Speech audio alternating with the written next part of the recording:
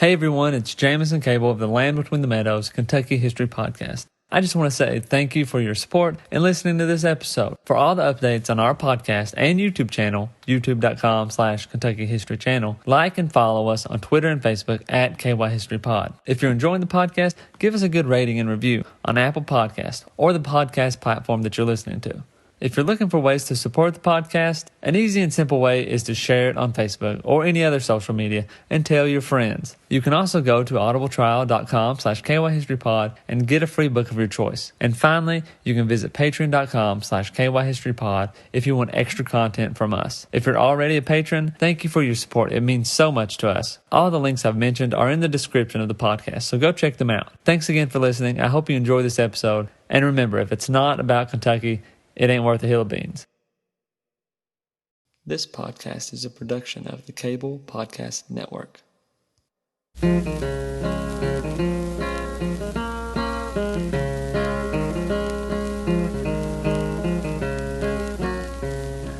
the pines, where the sun never shines, you'll shiver when the cold wind blows. There's a grave in the pines where the sun never shines. There's a grave that's shaded with the pines.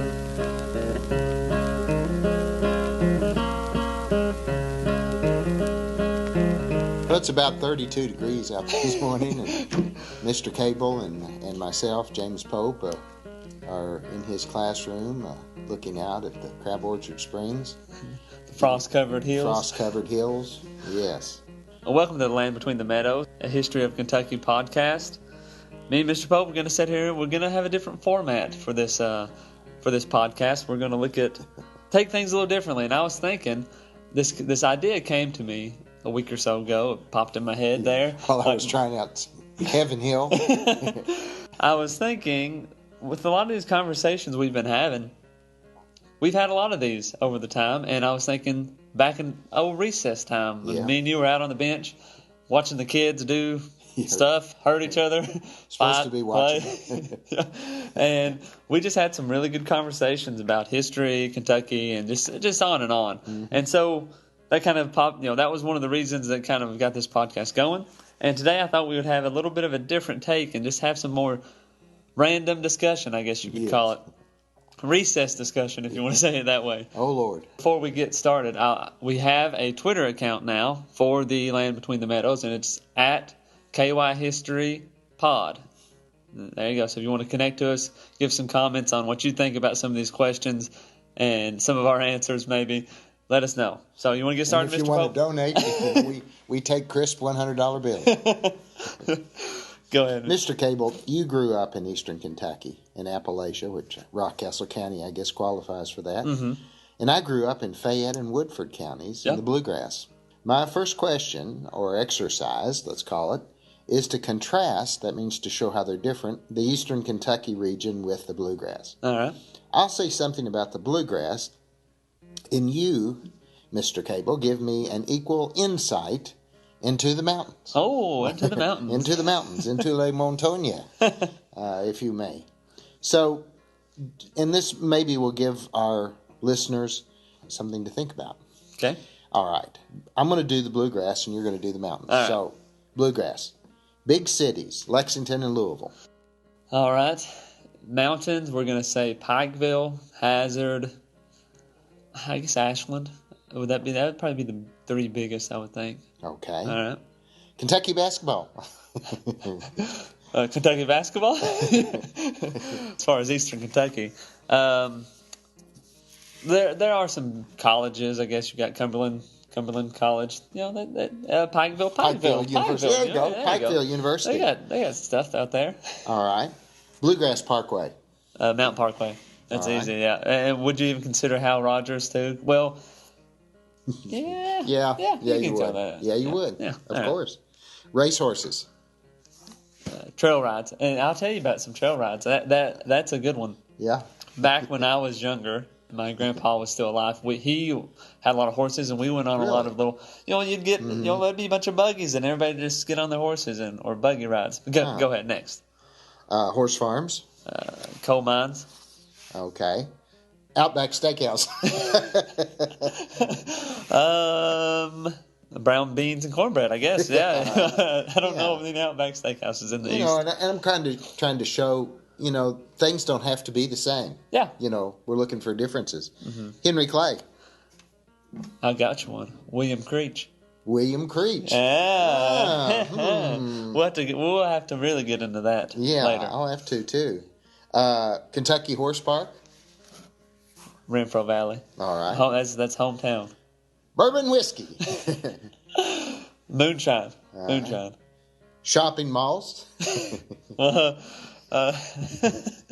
Mom and pop stores and Dollar Generals, I guess. There you go. All right. Soybean fields. Soybean fields. Soybean fields. Fields of soybeans. Mountain hog killings. All right. Southland Christian Church, which is a huge church. Oh. Snake handling, I guess. Right. That's a controversial one, right? Yes, it is. Everything we say is controversial. Stamping ground. Cumberland Gap would be a historical site. There you go. Battle of Perryville. Battle of Wildcat Mountain, I guess that'd be about the farthest east. Green River.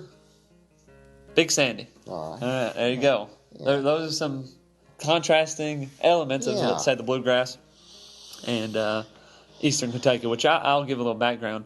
Yeah, I grew up and lived in Rockcastle, which the not accurate or the I guess given line is everything east of 75 is considered Eastern Kentucky, but that's very debatable as far as what you want to call Eastern Kentucky. I mean, Richmond is on 75, Lexington is on 75, and those areas are not. I wouldn't call them Eastern Kentucky. But my wife, she is from Hazard, and I've been many times to Hazard. Yeah. And know a lot about. We also went into, when we played football at Rockcastle, we went to Eastern Kentucky quite a bit as well. I bet you did, but that was interesting. It is. It was different. We would have games. We would have to leave like 2 hours early to get to places east. Like we had a game in Ashland. 3 hours to get back. Yeah. So it's a good thing we won those games because it would be a long drive home. I thought you'd say when I said Kentucky basketball, I don't know what the Rockcastle County name is. Rockets. I'll let you call Rockcastle County Rockets. Honestly, if you were to pick a high school, it would probably be like Perry Central, as far as like a good one, constant basketball team. Okay. Rockcastle's on a downslope. We'll save that for later. Yeah. All right, so we're going to move on to asking some questions here. I've wrote down about 10 or so questions. Mr. Pope, you have about 10 or so? Or yeah. All right, so we'll go back and forth, and maybe we'll get into some deeper conversations as we talk about some of these. All right. You want to go first? You want me to go first? You go first now. All right, well, I'm going to start with, I don't suspect you to know this answer by any means, or people in general. Let's start with this. What is a coal patch town? A coal patch town? Yeah. I don't know. You don't know? I often refer to these as shanty towns in that sense, but when I looked this stuff up, they were called coal patch towns. It's simple. It was a town that basically the coal company owned. The coal company built the houses. The coal company had the stores. Yep. The coal companies ran the dollar, like the ends and means store, whatever you want to kind of call it. They ran the restaurants. They had everything, and they built these houses. And they were all really, think of a subdivision. These days you'll have these contractors come in and they'll build all these houses that are about exactly the same. Well, at these coal patch towns, all the houses were exactly the same. They weren't big houses either. They were small, but the coal companies owned them, and then the miners would live there. And then the miners would have to shop at the stores, shop at the... my soul to the company store. Yes, and all that sort of thing. And if you go into Eastern Kentucky, even now, you can see some of these coal patch towns, and they're just really, really kind of run down places. And when they were first built, of course, they looked nice and stuff, but they were designed to be cheap. Yeah, they were designed to be cheap and simple. And if you go to the Kentucky History Museum in Frankfort, they have a section on coal mining, and they have a whole wall that's a picture, a photograph of a coal patch town. Yeah, call them. yeah. So that's my first one. Go All ahead. right. I got to lead up to that one, but we'll All go right. on to one of yours. Here's one that's kind of a review question that we did on Kentucky forts. In the late 1700s, name 3 conditions that seemed essential in deciding on a location for a fort. I was asked that question, right? Yeah, you were. Location Yeah. would be, you would want a higher ground Right. near a river, a source of Yeah. source of travel in That's that right. sense, and then you would also be looking for game. And Yes, stuff. absolutely. And fertile land as well. Fertile land, because they were farmers, weren't they? Yeah. Yep. They didn't just put them anywhere. Yep. And just about every station or fort meets that criteria. Mm-hmm. I can't think of one that doesn't. Yep. Yeah. All right. All right. Now back to coal mining. Yeah. We're on the coal mine train here. How much did a coal miner get paid in 1895? And I know that's a specific, but around that time. Would that be a day or an hour? let's say ton of coal, like per ton. Oh, for mining, so they paid him by the ton, by how much work you did. 50 cents. Well, that's a good starting point. Now, I found this on a website. It's called kycoal.homestead.com/coalpatchtowns, and I'll put the link. I'll put the link in the description of the show. So if you want to check it out, it has a lot of good pictures about that shows coal patch towns, and it showed an envelope or a pay envelope, if you want to call it, that indicated the wages a coal miner would earn in 1895. So this miner would have worked 6 days a week during this week, or this 2-week pay period. During this time, he mined and loaded 79 5-ton coal cars, which I would imagine is a lot. Now that averages out to mining and hand loading, so mining and hand loading, 32.9 tons of coal per day. Wow. His rate of pay was 40 cents per 5-ton car filled. Wow. So, which gave him a gross pay of $31.60 for 2 weeks of work. And I mean, I've never coal mined, but it's not easy work, and that's very low, I would assume. Yes. So he shopped, though. Here's the catcher, and this goes back to the coal patch town. He shopped at the company store, where his purchases during this period were $17. His 2-week rent for his company-owned house was $3. The company owned the hand tools he used, but he had to pay the company 25 cents per pay period to sharpen the coal picks. While these deductions would have left him with a net cash take-home pay of $11.35, he owed a balance of $9.10 to the company physician. So even the doctors are all owned. After deducting this amount, the miner was left with $2.25 net pay for mining and loading 395 tons of coal. Wow. Just a little more than half a cent per ton of coal mined and loaded. Wow. That's terrible. That is, and it just one of the things that cruel. I was very interested in. I had a Appalachian literature class when I was in college, and we read so many good books, and a lot of them were focused around coal mining and just the coal mining kind of disaster, really. That the social issues. It was a disaster. And the things that happened Still is. Yeah, and in Eastern Kentucky, that really, I mean, we'll get into more of that later. I need to refresh myself on some of those books that I read. I once lived on a farm over in Woodford County, and it was in the spring of the year, and things were getting kind of soft in the driveway that went way back. So I ordered a dump truck load of rock. Yeah. I had a cattle guard that I'd put in, and the dump truck was afraid of going over that cattle guard, so they dumped the whole load just over the other side of the cattle guard. So I had to take a grain shovel and a wheelbarrow and move a dump truck load. And I'm sure it's a couple of tons, but it about killed me. My back. And it never has been right since. And you're talking about these people doing all that. Wow. Yeah, it's quite amazing what they've done. Well, this is one that's not funny, but I kind of think it is. And again, it's a review of some of the things we've talked about. Maybe some of your listeners can think in their own mind when I ask it, what the answer is. What order, that means someone giving you command, or command, I should say, caused 6 women and 2 men to be killed at Logan's Fort while under an Indian siege? What order? They told them to go do something. Oh, okay. They went to go get milk. Yes, go milk the cows. Go milk the cows. We're surrounded by Indians, but go milk the cows. And the other question was, why was there one woman who remained unscalped the next morning? A cow fell on her. All right, that's good. That's good, yeah. All right. This one has very good, or is current, as in just happened a few days ago. And then my grandma brought this up to me, and I was like, that might be a good thing to see. Do you know the Kentucky's governor's oath? No, I don't. No. All right, do you want to do it? What about defending the Constitution and not serving a duel? Yeah. Yeah. Well, I was on the city council over at Perryville years ago. Yeah. And when we were sworn in, we had to swear that we had never fought a duel. Yeah. Well, that's what the whole thing came up. My grandma was like, they asked them if they ever fought a duel. Yeah. I was like, no, I did not know that, and it's right in there. I, being a citizen of this state, have not fought a duel with deadly weapons within this state, nor out of it. Nor have I sent or accepted a challenge to fight a duel with deadly weapons. Nor have I acted as second in carrying a challenge, nor aided or assisted any person thus offending. So help me God. So, you know what the famous duel was that soured America on duels? What's that?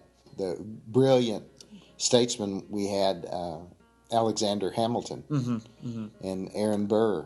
Yeah. And Aaron Burr killed him in a yeah. duel. And, he was like one of the greatest statesmen of his time. And it was just really tragic. Yeah. People lose their head and do things like that. Yeah. That was a big formal, the dueling and stuff, that's a big formal thing. Go ahead. I have kind of a shorter one. Where was the first temporary capital of Kentucky?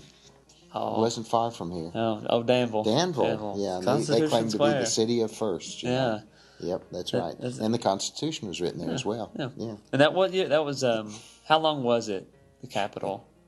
Oh, it was just like a year or so. Yeah. They hightailed it out of there real quick. Yes. And people over at Mortonsville, Kentucky, which is a little town in Woodford County, they at first claimed that they were going to be the capital of Kentucky. Do you know the story that goes with that, of how Frankfort got to be the capital? No, that was a question I was going to ask. Oh, really? Yeah. Why is Frankfort the capital? Okay. Because the people in Louisville wanted Louisville to be the capital, claiming that it was the largest city. Yeah.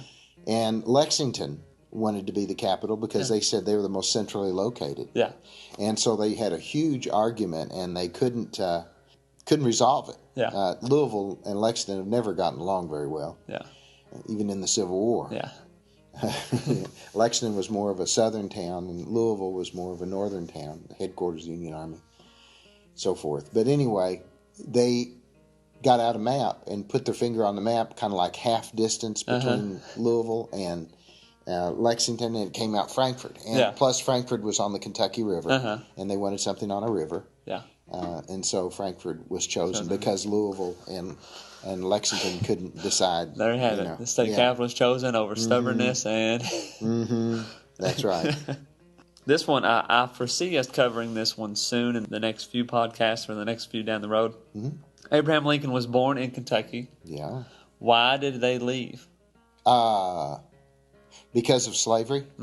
His daddy was really opposed to slavery. Yeah. And he just couldn't stand it. His neighbors were slaveholders, and he wouldn't hire a slave or buy a slave or anything else. And he just thought it was unethical and wrong. And so he pulled his family up and moved to Illinois. Yep. All right. What do you got? That's right. Why? The major crop in Kentucky through the years has been tobacco until recently. And why did Kentucky become a tobacco-growing state? What caused that? I would assume just the fertile land is in the topsoil and that stuff is in that. But as far as they liked it, I don't know. Well, the first crops of tobacco in North America that were grown by the Europeans were grown in what state? Virginia? Virginia. Yeah. And Virginia's Kentucky. Oh, that's right, yeah. And so, if you do the latitude, it's the same. So the conditions, the seasons, the growing and everything. And so many people came from Virginia, too, through Cumberland Gap and so forth into Kentucky. They had the technology, and they found that Kentucky really grew tobacco well. So there you go. It was a good native plant.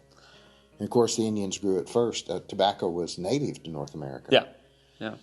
Mm-hmm. All right. This is just directly a Mr. Pope question. How many thoroughbreds are born in Kentucky a year? Oh, gosh. Shoo. Wow. That's a good trivia question. I don't know. It's kind of like Family Feud, you know. You ask 100 men or 100 women, what they thought was going on. What would they say? I would say every year, I'm just going to make a wild guess because I don't have a clue. I don't think I've ever seen that statistic. Yeah. 3,000? 3,000. Well, the statistic I got was from a website, of course, but they said around, it was from 2016. They said 8,396. Wow. So I don't know. I can't necessarily say if that would have gone up in 3 years or probably stayed the same. But that's a lot. Yeah, I'd say pretty close to the same. Yeah. Kentucky is... That's a lot. I was thinking about how many horses they sell at Keeneland every year. And, thinking about that, that's a lot. Wow. Yeah. In eastern Kentucky, if you had a house on the other side of a creek, what type of bridge would be popular that many people had to get across the creek? Oh, what type? Is it? I'm trying to think. It's a long stretch. Yeah, is it called like a swing bridge? Yeah, swing bridge. Yeah. Good. They used to be really plentiful. Yeah, well, I'll tell you this: if you drive down, in some of those places in Kentucky, there's still a lot of them. There's still some a bunch. Of them. Yes. They'll have these big, you'll have a river or just a large creek. Yeah. There'll be these big old paved bridges across these to get to houses because they're really like right on the side of the mountain and you got a big creek going through them. Mm-hmm. That's the way it goes. And we talked about eastern Kentucky and some of the things that we find unique, which I found this unique, very unique. What do you eat if you're from eastern Kentucky? What do you eat with your pizza? Let me think a minute. What do you eat with your pizza? Eat or drink? Eat. What do you eat with your pizza? Yeah. Brown beans and cornbread. I don't know. Chips, really? Yes. Golly, I've never heard of that. I hadn't either. And when I went down to visit my wife's family, the question they asked, what kind of chips you want? I said, I don't want any chips. I just want pizza. I want pizza. Yeah. Wow. And that's a big thing. Yeah, always get chips and pizza at all the family get-togethers. If they have pizza, you gotta have chips too. All right. So, of what faith was the fellow that brought bourbon whiskey, some people think, to Kentucky? Do you remember his name? Baptist. Yeah, he was Baptist. Good. Elijah Craig. Yeah. With the traveling church. Mm-hmm. Brought his moonshine still, his religion, and his bourbon whiskey. That's right. Elijah Craig. What we're going to do for this episode is we're going to stop right here and divide this into 2 podcasts. We'll push this one out here the next day or 2, and then we'll push the other half out next week. One reason I'm going to be gone, and the holidays are approaching. That's right. So with the holidays approaching, obviously me and Mr. Pope have a lot of family obligations that we have to contend to. Right. I always said if I can make it through Christmas, I've got it made for another year. Yeah. And we will reconvene, and we probably will put out, me and Mr. Pope will get together and do some more recording, and we probably won't have another one out until January. So at the beginning of the year, we'll start fresh and move from there. We're going to stop right here. I just want to plug real quick some of the Kentucky things that are happening around, or history happening around you in Kentucky. And again, the Ashland Henry Clay Estate on December 14th, which is this Saturday, is having their candlelight tours. And that's about it that we have right now. So the candlelight tours are still going on this weekend. But we have many more things coming up in the starting in January. So stay tuned. If you know anything, let us know about those things, and we'll put them on the show for sure. We want to spread the wealth of Kentucky around. Anything else to say, Mr. Pope, real quickly? No, sir. No, it's good. All right. You had some good questions here. Yes, we'll continue this. Enjoy that.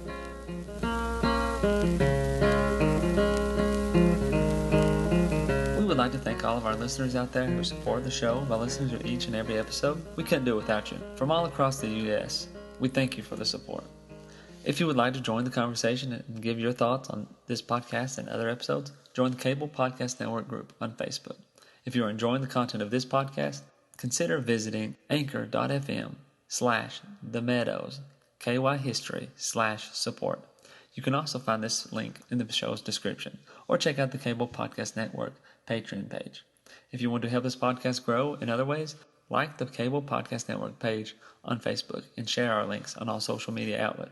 You can find the Cable Podcast Network on Facebook, Tumblr, and Twitter. If you're listening to this podcast on iTunes, give us a positive review and leave a comment. Thanks again for all your support.